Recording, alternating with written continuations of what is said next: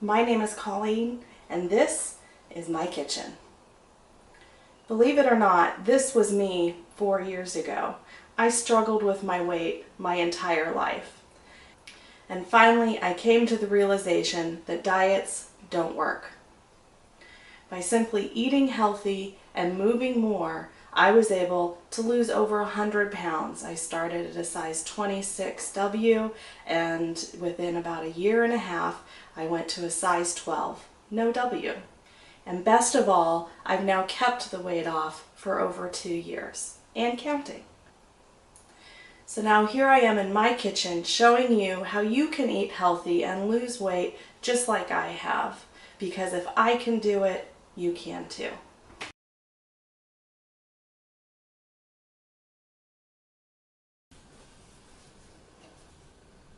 Hello and welcome back to my kitchen. Tonight I have a really great easy dish for you, and we're going to be making risotto. And I know a lot of people kind of shy away from risotto because it requires a little bit of attention, but I'm going to show you how to make it really easy. I'm going to show you how to make this dish vegetarian as well if you want to keep it vegetarian. And we're going to be using some great seasonal vegetables to really bulk this up without adding a lot of fat and no cream whatsoever. So let's get started and let me show you how we're going to make risotto easy and good for you. The first thing we want to do is reconstitute our wild mushrooms. Now I'm using a blend of porcini, shiitake, black and oyster mushrooms, and you can see they're dried. I've got ½ ounce of these. This recipe is going to serve 2 people. And so what I want to do is I want to bring 4 cups of chicken broth. I'm using a homemade salt-free chicken broth. I'm going to bring that to a boil. Now if you want to keep this vegetarian, use a clear homemade salt-free vegetable broth, or you could even just use water. I personally prefer broth because it adds a little more flavor to the dish, but if you don't have access to a clear vegetable broth and you want to keep it vegetarian, you could use water for this. So I've got 4 cups of that there, and it's coming to a boil here. I'm going to go ahead and add these mushrooms and let that boil, and then I'm just going to reduce it to about a simmer, medium-low, and I'm going to let it cook for about 1 hour to let those mushrooms get rehydrated, and then also it's going to add a ton of flavor to that broth. My mushrooms are coming to a finish, so now we're going to start the star of the show, that risotto. I have 2 teaspoons of olive oil that I've added to a skillet here. Then I'm going to add ½ cup of arborio rice, and this is the type of rice that you make risotto out of. I'm going to give that a good stir and let this get coated in that oil. I want it to cook just for maybe 1 or 2 minutes to brown up a little bit.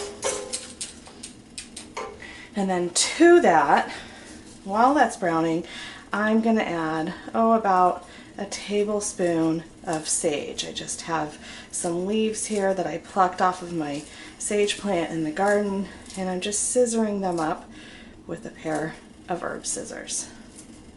To finish off these mushrooms, I'm just going to turn that all the way down to low.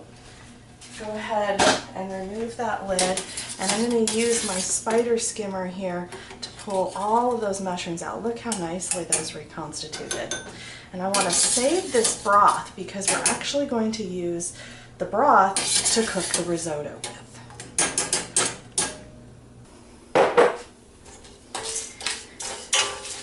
The risotto is toasting up there. Let's add, for a little flavor, add a pinch of sea salt.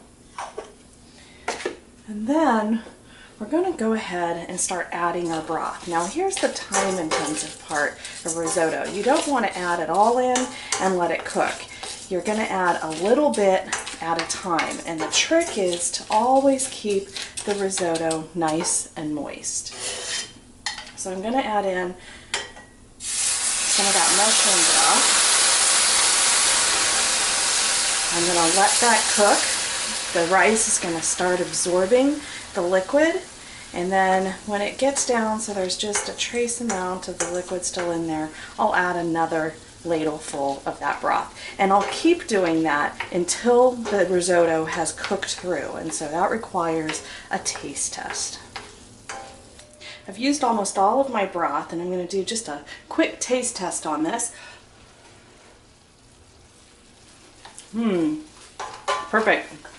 Absolutely perfect. So now let's go ahead and finish this off. And I have those mushrooms that we cooked up. I just gave them a quick chop.